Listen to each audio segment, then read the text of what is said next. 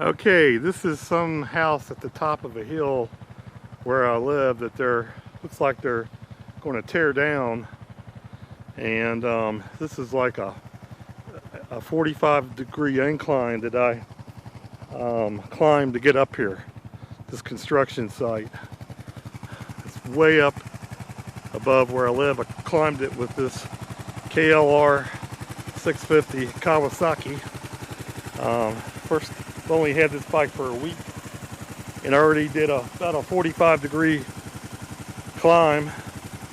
Not too bad for an old man, 60 years old.